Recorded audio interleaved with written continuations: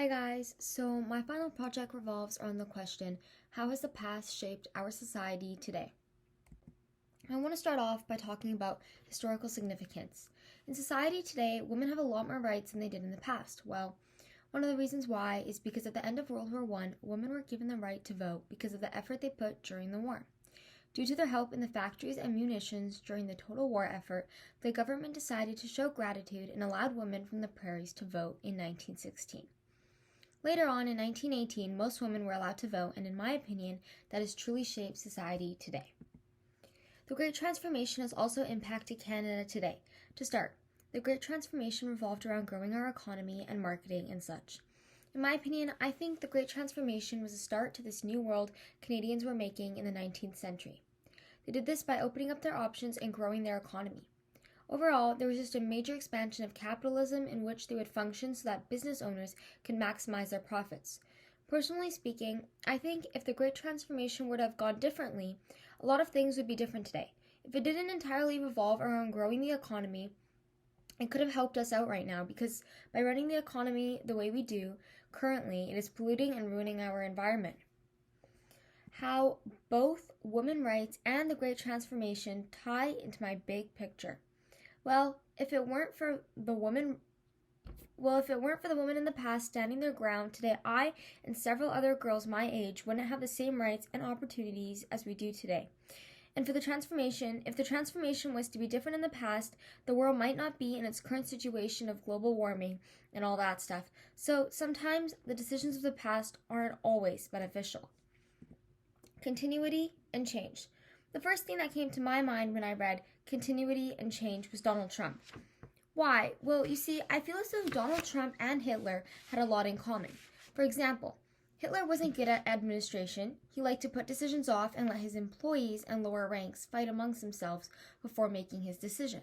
The same goes for Donald Trump. He isn't good at administration, and his style of management is chaotic, and he doesn't put any planning into the decision he makes either. Although Hitler and Trump both were great when it came to communication, Hitler mastered the use of newspapers and the new medium of radio to his advantage.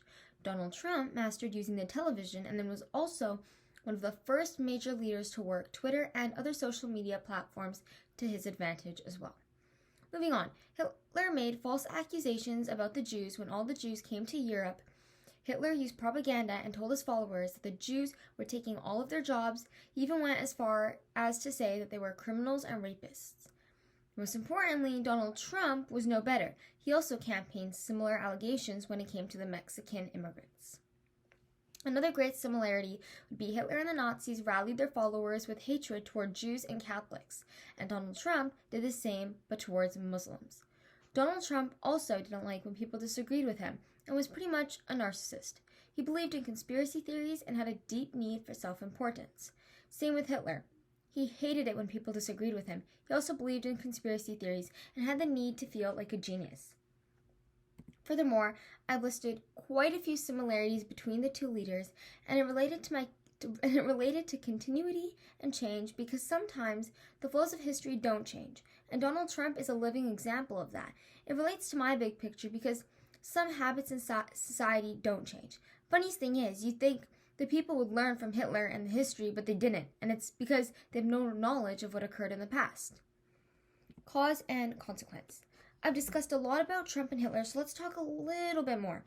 I listed the similarities and how it relates to us currently, so it's crazy because it's the exact same thing that happened to us in the past reoccurring all over again.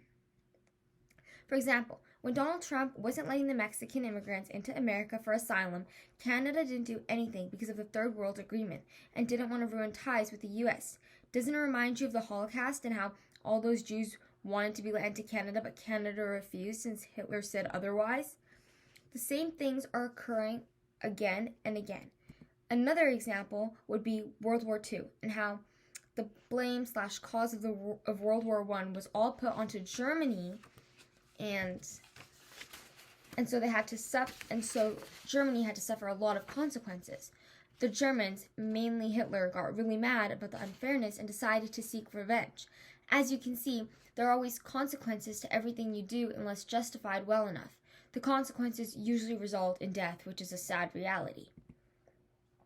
how all of this relates to my big picture. It's important that we as a society recognize these patterns so that we don't repeat our mistakes. Otherwise, we will keep walking around in a circle and won't be able to move forward. When I was connecting all the dots, I realized that society fell for the same traps again. Also, the cause of World War II has shaped society to be more merciful now.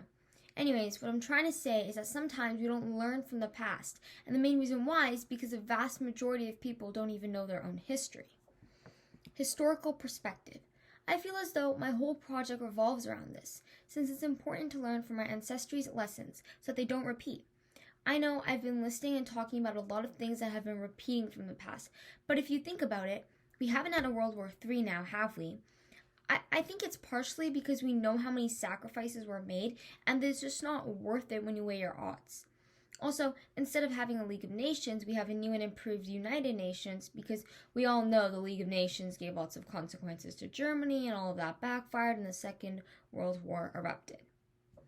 So this is all linked to our society today because now we try and not use violence to solve our problems. We talk it out and use contracts, agreements, and other alternate ways to solve our problems.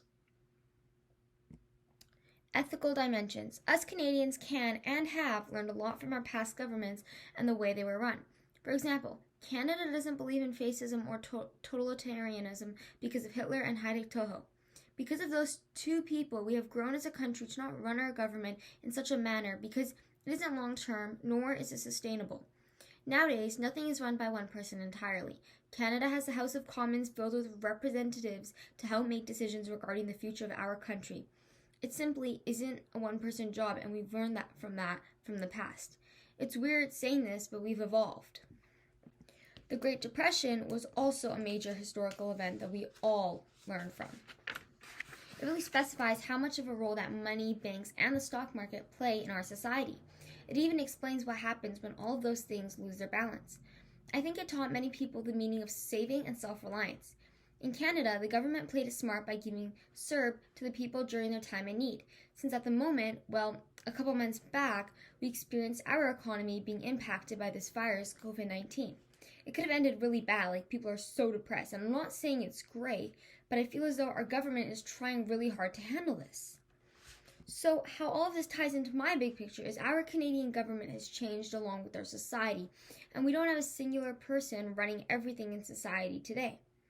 Moving on to the Great Depression, it is somewhat similar to what we are experiencing now during COVID-19, and they're using their knowledge of the past to help determine our current present and deal with the problems at hand that are affecting our society today. Globalization connects to my main topic because of all of the international trade. We exported and received a lot of goods from different countries, and as World War I and World War II went by, we created more alliances and have created worldwide trades. A lot of employment opportunities open up because we can be working from anywhere around the world from the comfort of our homes. Personally, I think it has opened up many minds to different possibilities since it allows us to travel and experience new things. So, globalization connects to society today because of our soldiers who helped our neighboring countries.